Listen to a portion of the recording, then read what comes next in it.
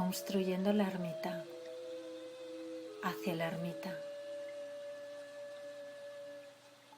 La capilla del monasterio está construida con piedras, grises en su mayoría, algunas más blancas, cobijan restos de liquen aquí y allá. Sus bóvedas, arcadas y su organización geométrica la delatan gótica, pero es un gótico desnudo, solo formal. El contenido en extremo sobrio. La gran cruz central de roble antiguo, sin la imagen del Salvador, espera vacía que el observador proyecte sobre ella su arquetipo interno. Los asientos del coro, en dos filas enfrentadas detrás del sagrario, son también de madera, aunque de irreconocible procedencia. Los cubre una pátina de uso, fruto de siglos. El altar es de roca sólida y está cubierto por un grueso madero rústico, brillante sin embargo por la cera, que en repetidas capas devotas manos le aplican diariamente. Todo el conjunto se destaca gracias a la luz oblicua y colorida que deja pasar el único vitraux del templo. Las ventanas, altas y angostas, bien ojivales, estrechan el paso de la luz, recostándola precisamente detrás de las columnas. Esto deja áreas penumbrosas, favoreciendo el recogimiento y haciendo más solitarias las figuras que en fervorosa búsqueda continúan quedas después del oficio. Junto a la puerta lateral que da paso al claustro, destila agua bendita una pequeña fuente normanda, originando el suave rumor líquido que en ecos continuados recorre la nave central. Esta gran bóveda embaldosada en granito indefinible, sin mobiliario alguno por orden del abad, permanece desierta, favoreciendo la meditación, la sumisión y el abandono. La puerta principal, de cedro rojo y macizo, con aldabas de hierro, protege la clausura que resistió inviolada a alguna guerra y tumultos revolucionarios. Detrás de ella surge un sendero de grava fina, delicado al paso, que va desdibujándose conforme ingresa en el bosque. Allí se difumina, exhalando hojas secas en dirección a la ermita, que como punto sagrado de unión entre el cielo y la tierra, domina el claro bordeado de jóvenes coníferas.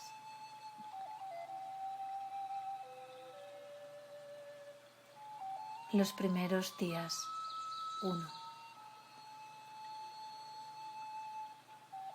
Padre, quiero pedirle que me cuente un poco, si puede, sobre los primeros días, cuando dio inicio a esta pequeña comunidad, tener una idea clara de los comienzos. ¿Qué te puedo contar? Han pasado tantos años, más de 30 largos y hermosos años. Lo que pueda contar, lo que le parezca que pueda servir si alguien se dispone a hacer lo mismo, o a anécdotas, cualquier cosa nos puede servir. No fue nada fácil. Ya sabes que se me había dispensado de los votos temporalmente y que con 3 hermanos, 2 monjes como yo y uno laico, estábamos decididos a irnos al desierto. A esto me refiero cuando digo que no fue nada fácil. Primero, aceptar que sentíamos la llamada a semejante vida en nuestro interior. Luego, asumir que no podíamos decirle que no a ese impulso interno sin grave riesgo para la propia conciencia, sin pecar, dicho en crudo y como lo sentía entonces. Posteriormente, transmitir eso a los respectivos directores espirituales o confesores, a los cuales uno estaba sometido en obediencia, y confiar en que ellos comprendieran y aceptaran de buen grado semejante intento. Eso fueron 2 años más o menos de discernimiento, de dudas y de idas y vueltas interiores. Por último, a nivel práctico, elegir el sitio adecuado, implementar el modo en que nos íbamos a sostener y lograr el nivel de experiencia en el tiempo que se nos había dado como para pedir después la aprobación temporaria del obispo. Queríamos estar solos y lejos, pero no sentirnos fuera de la iglesia. Creo que esa intención fue muy importante en el desarrollo posterior y en la benevolencia con que fuimos acogidos, pese a nuestro aparente anacronismo. No te olvides que habían pasado pocos años desde el concilio y de que eran tiempos muy turbulentos. Si bien había, como ahora, tendencias antagónicas en la Iglesia, en esos tiempos estaba claro cuál tenía las de ganar. Todo iba en una dirección, que no era precisamente la que nosotros parecíamos elegir. En realidad, ni nos metíamos en el tema. Nosotros queríamos imitar a los padres del desierto y encarnar ese ideal como pudiéramos con la ayuda de la gracia que nos fuera dada. Usted habla, padre, de todo eso de la teología de la liberación enfrentada a la postura tradicional y del asunto de los que se oponían al concilio y los que lo apoyaban. Sí, nosotros ni hablábamos de eso y creo que hasta hoy no es un tema de conversación entre nosotros. Simplemente teníamos un ideal y queríamos seguirlo fielmente. Los otros temas sentíamos que nos apartaban del encuentro con Cristo en el corazón.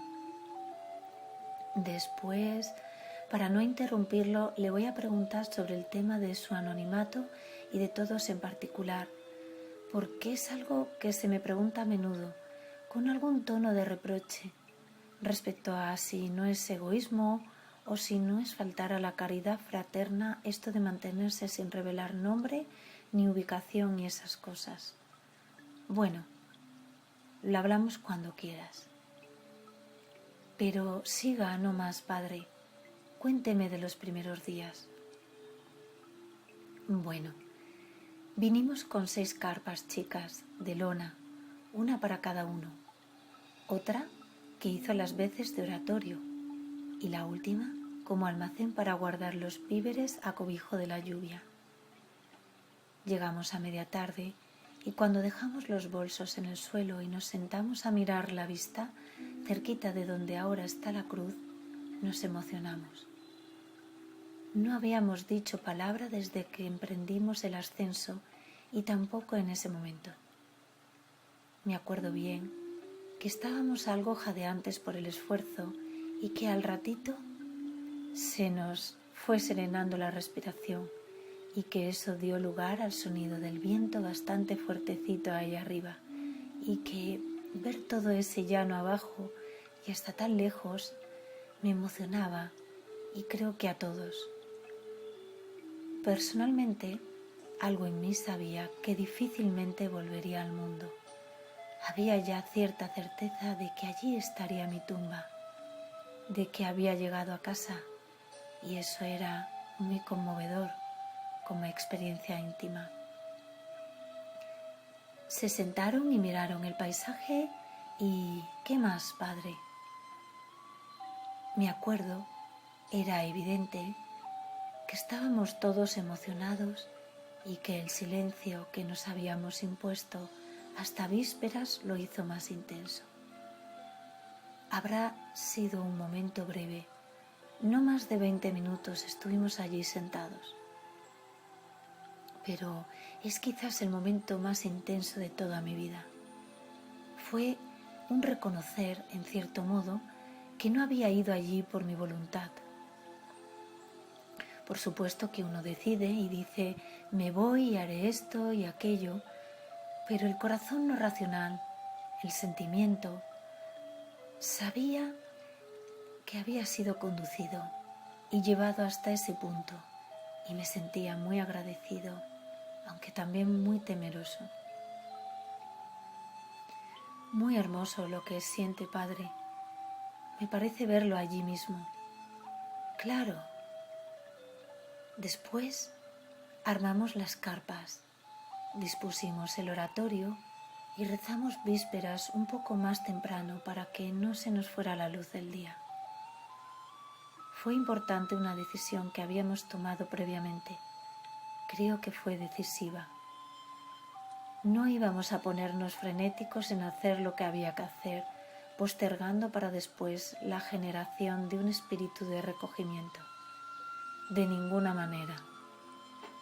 Porque imagínate, había que desmalezar o limpiar el terreno donde íbamos a estar, preparar el terreno para la huerta, organizar bien las raciones de alimentos según lo programado, erigir la cruz, buscar leña. Cuando recién llegas hay mucho que hacer, luego ya todo se va haciendo más tranquilo. Pero nos habíamos propuesto que orar y mantener dentro y fuera un espíritu recogido era lo más importante, no la logística del asunto. Porque de otro modo traicionaríamos de entrada el ideal del desierto. Ir al desierto para estar más ocupado que en la ciudad no tenía sentido. Había que labrar y hachar y construir las celdas, pero queríamos antes que nada ser monjes del desierto y no labradores, leñadores o constructores. ¿Se entiende, verdad? Sí, y muy bien, padre. Entonces, los primeros días fueron de organización, pero a un ritmo mucho más lento del que lo hubiera hecho cualquier persona que se va de campamento. Sabíamos que lo importante no era lo de afuera, ni la implementación, sino la confianza en el llamado y poner nuestro refugio en él. Teníamos otros horarios que el que tienen ahora los monjes. Dormíamos de noche para aprovechar bien la luz en las tareas, eso sí. Ahora que tienen todo organizado no hace falta. Así que en la mañanita, luego de laudes, nos distribuiríamos tareas y de a poquito, sin romper nuestro ritmo de oración, las fuimos haciendo. Los primeros días, 2. Padre, coménteme un poco acerca de los fundamentos del anonimato con el cual usted es tan estricto y que han tomado como norma también los hermanos. Algunos lectores e incluso sacerdotes me han insinuado y hasta reprochado sobre esto como una falta de caridad fraterna.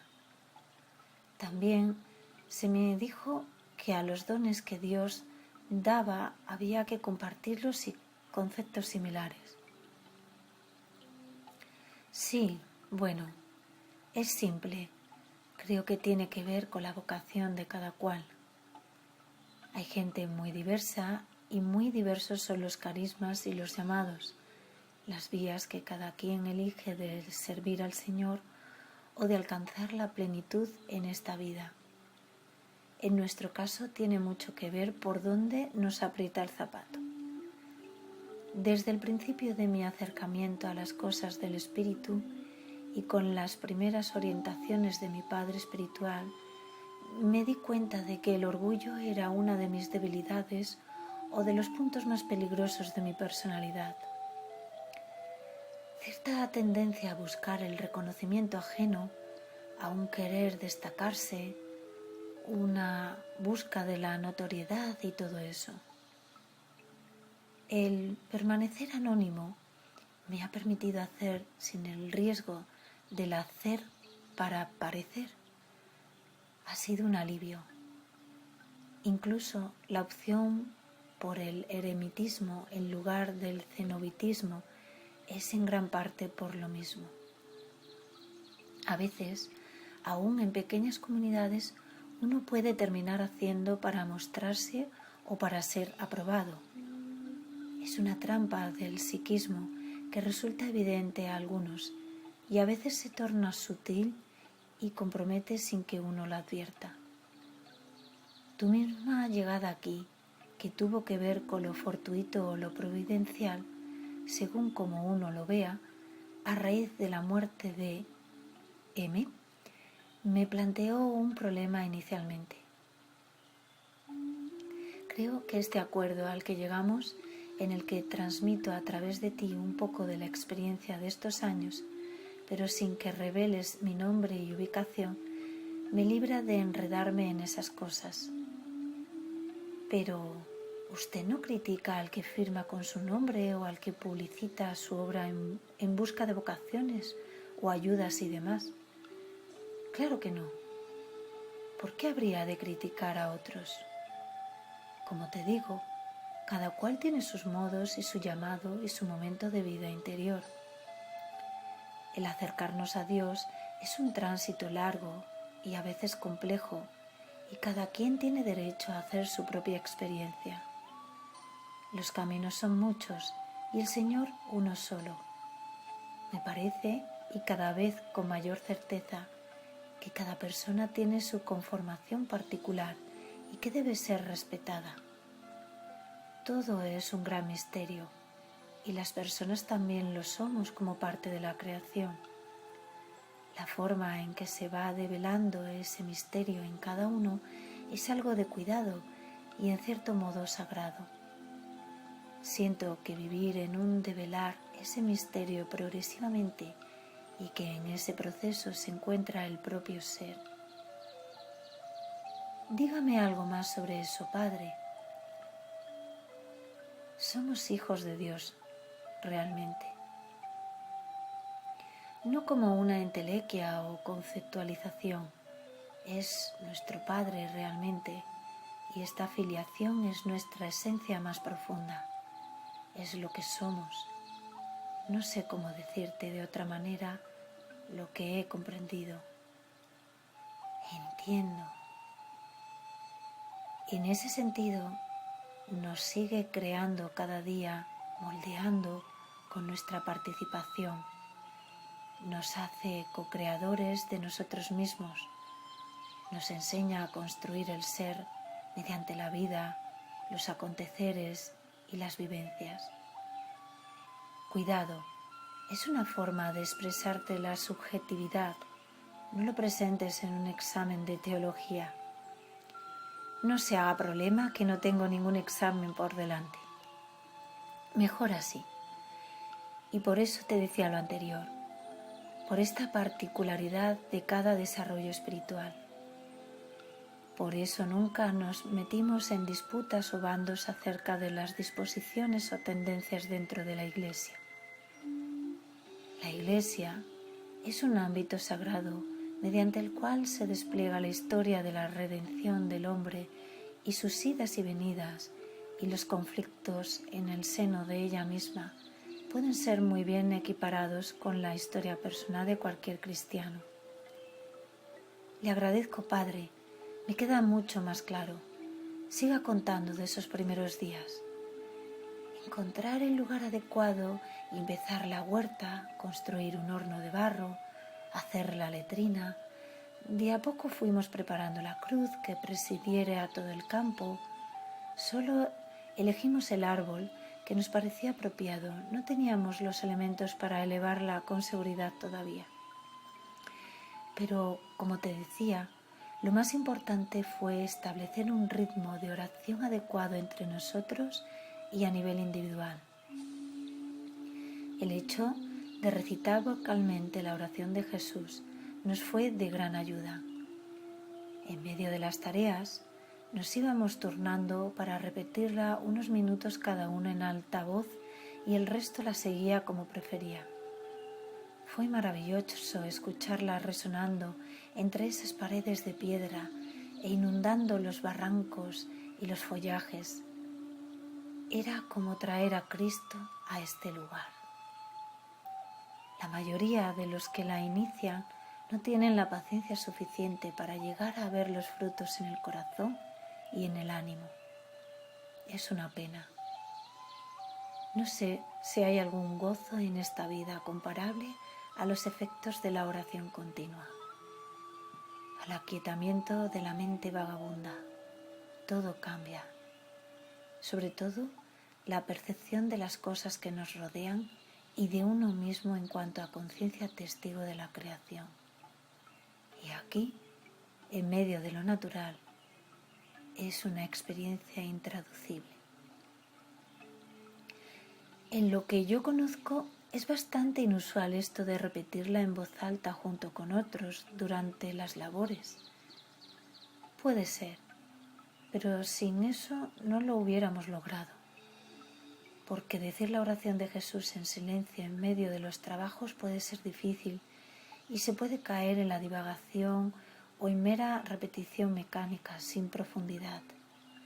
Pero al estar obligados a recitar en alta voz para servir de soporte a los demás, que la hacen con la mente, nos obliga a otro tipo de actitud atencional.